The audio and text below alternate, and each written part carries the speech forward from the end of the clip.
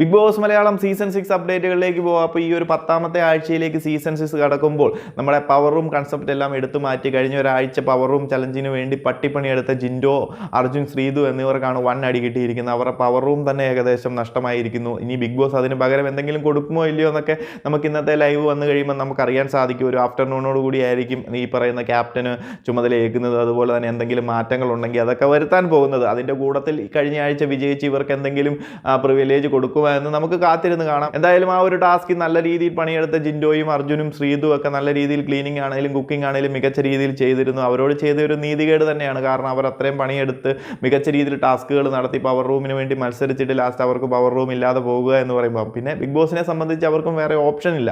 കാരണം 10ാമത്തെ ആഴ്ചയായി, ഇനിയെങ്കിലും ഈ ഒരു കൺസെപ്റ്റ് മാറ്റി വെക്കണം. കാരണം ഇത്രയെങ്കിലും പോയല്ലോ. മറ്റു ഭാഷകളിലൊക്കെ ഇത്രയും ദിവസങ്ങൾ പോലും ഓടിയിട്ടില്ല. 50ാമത്തെ ദിവസമൊക്കെ ഈ പറയുന്ന പവർ റൂം കൺസെപ്റ്റ് അല്ലെന്നുണ്ടെങ്കിൽ 4 സിംഗിൾ ബെഡ്റൂം കൺസെപ്റ്റ് ഒക്കെ മാറ്റിയിട്ട് അവർ ബാക്ക് ടു നോർമൽ പൊസിഷനിലേക്ക് കൊണ്ടുവന്നിട്ടുണ്ട്. അപ്പം ഈ മലയാളം ബിഗ് ബോസിൽ ഇത്രയെങ്കിലും കൊണ്ടുവന്നു. അത് എന്തിനാണ് അങ്ങനെ മുന്നോട്ട് കൊണ്ടുപോയതെന്ന് എനിക്കൊരു ഐഡിയയും ഇല്ല. മേ ബി ഈ പറയുന്നത് പോലെ നമ്മുടെ കണ്ടസ്റ്റൻസിൻ്റെ ഒക്കെ എണ്ണം കൂടുതലുള്ളത് കൊണ്ടാവാം.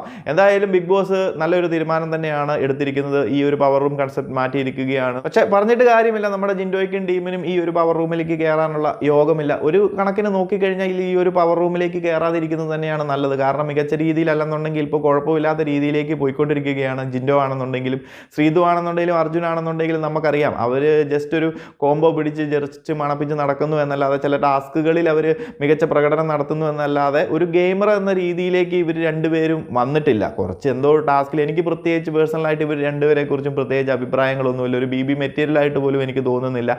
പേഴ്സണലി അല്ലെന്നുണ്ടെങ്കിൽ ഒരു ഇൻഡിവിജ്വൽ ആയിട്ടുള്ള ഒരു ഗെയിംസ് കൊടുക്കുമ്പോൾ അവരെന്തെങ്കിലുമൊക്കെ ചെയ്യുന്നു എന്നല്ലാതെ ഒരു ഗ്രൂപ്പ് വൈസ് എന്തെങ്കിലും ഒരു നല്ല രീതിയിലുള്ള ടാസ്കോ ഗെയിം പ്ലാനിങ്ങോ കാര്യങ്ങളോ ഒന്നും ഇവർ ചെയ്യുന്നില്ല. ഒരു BBക്ക് പറ്റിയ രീതിയിലുള്ള സംഭവങ്ങളൊന്നുമില്ല. ഒരു കോംബോ എന്തോ ഹിറ്റായി നിറഞ്ഞു കഴിഞ്ഞപ്പോൾ ആ ഒരു കോംബോ പിടിച്ച് രണ്ടുപേരും പരസ്പരം ഒലിപ്പിച്ച് നടക്കുന്ന ഒരു സീൻ മാത്രമേ ഉള്ളൂ.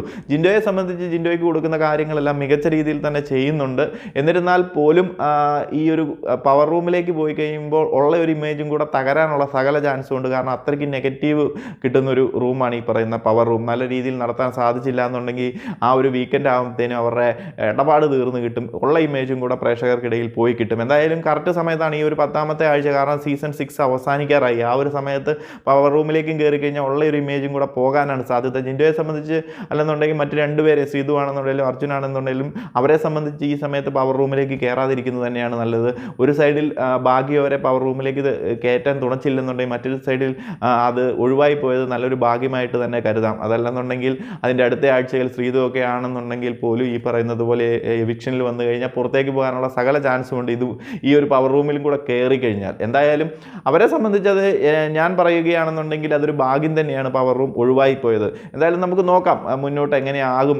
ഇനി ബിഗ് ബോസ് എന്താണ് ഈ പവർ റൂമിന് പകരം ഇവർക്ക് എന്തെങ്കിലും കൊടുക്കുമോ, അല്ലെങ്കിൽ പവർ റൂം മാറ്റി നിർത്തിയ സ്ഥിതിക്ക് എന്ത് പുതിയ പ്ലാനുകൾ എന്തായിരിക്കും, ക്യാപ്റ്റൻ എന്ത് തീരുമാനങ്ങളായിരിക്കും എടുക്കുന്നത് എന്നൊക്കെ നമുക്ക് കാത്തിരുന്ന് കാണാം. അപ്പോൾ കൂടുതൽ അപ്ഡേറ്റുകളുമായി മറ്റൊരു വീഡിയോയിൽ കാണാം.